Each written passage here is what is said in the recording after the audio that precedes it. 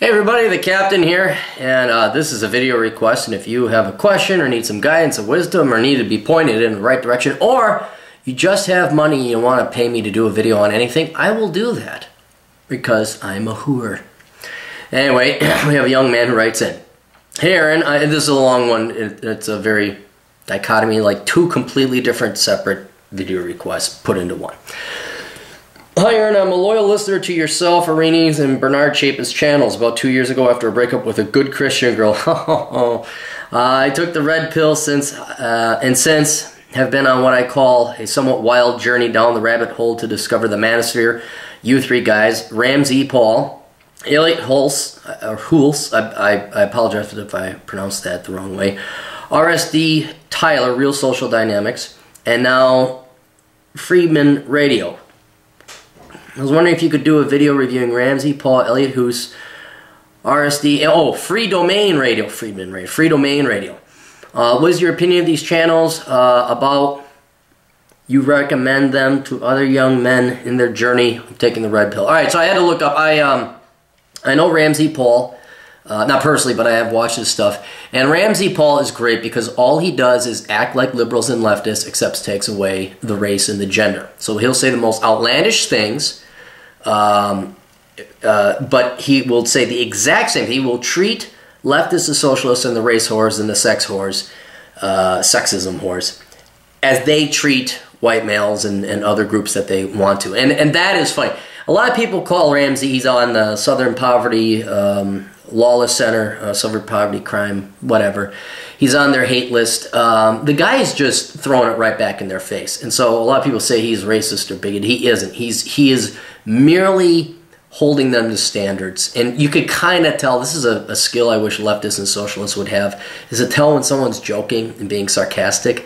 And he's just needling them. And I don't know, he must have had, I'm speculating, he either had a career or he had a family, or something happened where he just doesn't give a shit anymore. He gives zero fucks anymore.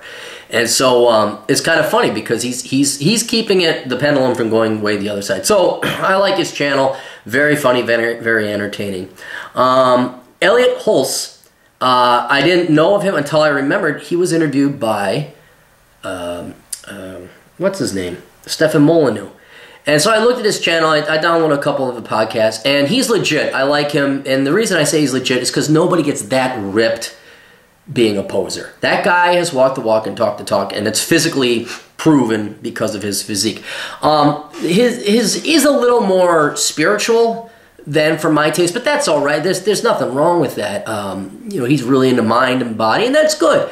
But I have no authority in telling he's a little more spiritual. The dude is ripped, and the guy is doing the Lord's work, helping out a lot of younger guys. You know, I kind of do maybe more of the finance, economics kind of thing. He definitely does the physical thing. And you can kind of tell the dude, he's excited about what he does for a living. So there's that. Then RSD Tyler, I'm sorry, I could be completely wrong, but the guy just screamed poser at me. Elliot is ripped, okay? He's walked away. There's proof there. Me, not to throw me into the mix, I don't work for anybody. I really don't. But when I was listening to RSD Tyler, I'm like, something ain't right. My economic spidey senses were tingling. And you know what? The guy could be completely 100% legit. Guy's got more followers than me. But you cannot pay me to trust that guy. When he talks, there's leaders who have done it, and then there are people who claim to be leaders who they themselves are trying to figure it out themselves. And say to a 24-year-old guy, yeah, that guy would help out. But when going on retreats and his videos, they ramble. And I try not to do that. I try to have somewhat of an outline, somewhat of a point, and he never gets to the freaking point and off on tangents. It's not that I don't do that, but just, oh yeah, I had ADHD. No, done. I don't care. No, when you say, oh yeah, I got dyslexia and I still can, no, I don't care. I want to see him do something. Molyneux, he's got philosophy. Marini's got philosophy. Chapin has debate and rhetoric and empiricism. I got economics. I'm trying to figure out, oh yeah, I'm a pickup artist. What? Really? So Again, I could be completely wrong, and yes, he has way more followers than I do, but I would not... I tried to listen to 1.5, I couldn't get through one. I skipped to the next one, couldn't get through that one. So that's just my guttural, visceral reaction. And then Free Domain Radio, yes, I absolutely do like it. Again, you're not going to find anything that's perfect. Molyneux is a little touchy-feely. I don't like it when he cries. I know he has infinitely more experience and wisdom when it comes to therapy, and crying for men is great. No, it really isn't. It just like... No, just doesn't, no. But that one minor thing, which every guy has every right to, yeah, the guy is spot on with a ton of philosophy. His IQ, I envy, like, I listen to him, and he's not rehearsed. He's not, which is a good thing. He's just talking on the fly, on his show, and he will say the most gut-bustingly funny and witty things. It's like, how fast is that brain going? And I kind of envy that because I'm like, boy, I wish I could be that on the fly. Like when he'll just come up with, what do you call them?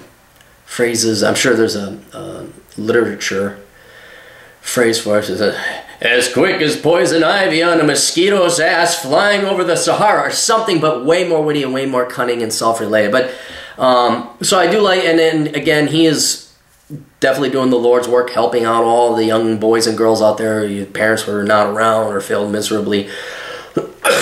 And he is also very much a, you know, like Bernard Chapman, very pro-freedom. I think he's a little delusional on the anarchism, but that, you know, everyone's going to disagree with me on something too. So don't, you know, the real issue for me is honesty. I mean, I could listen to a leftist talk about it. If I think they're honest, at least there's a progress that can be made towards intellectual advancement. But when I hear, you know, so Elliot, yeah, that guy's serious about weight, obviously. Molyneux, definitely serious about philosophy. Me, definitely serious about economics and production. That Tyler guy, really? What? I'm a pickup artist, yay! Feel your inner soul. And I was like, who are you? So I'll watch him get a ton of his phone. Oh, dare you! I didn't say he wasn't legit. I'm just saying the two I listened to, I couldn't. Unless you want to pay me $100 an hour to like listen to all of his podcasts. I'd increase more than $100 per hour. So there is that.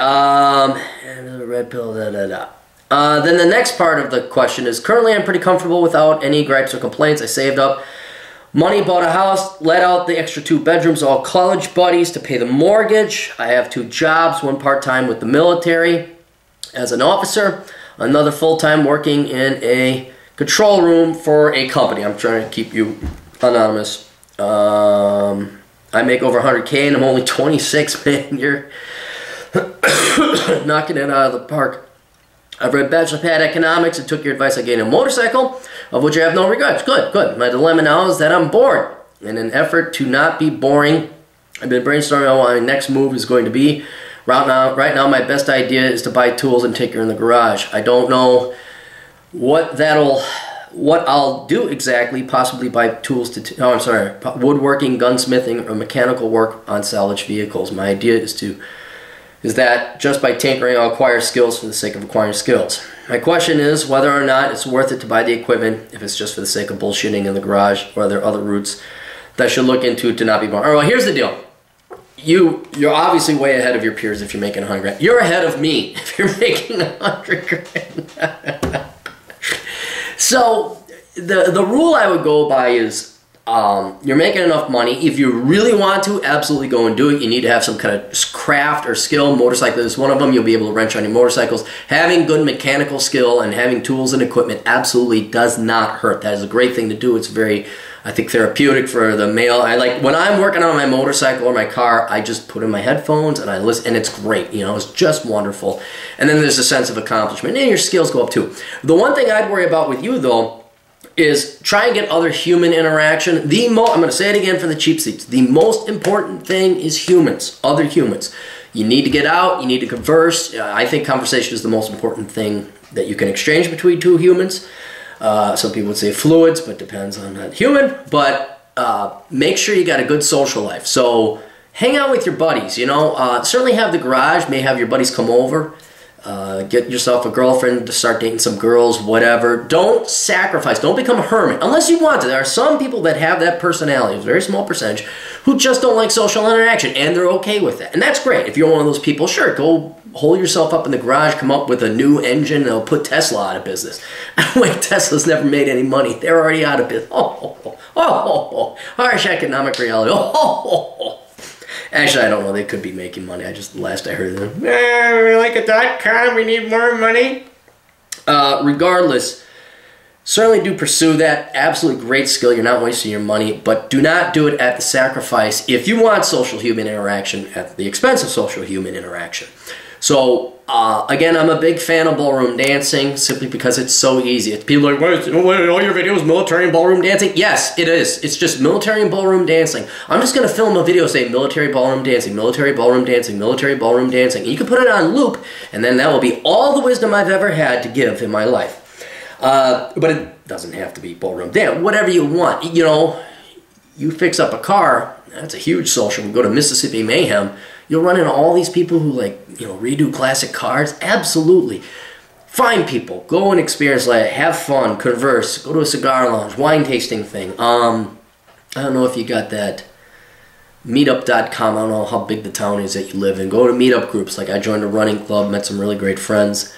You got to keep humans in there to have a really good and enjoyable life. So, that's all I got. Yeah, absolutely do that. Unless this is life. You get to do whatever you want with your money. And, you know, if you want to go get into airplane, you know, model airplanes, do it. You want to become a pilot, do it. You know, just, you know, it's whatever you want to do.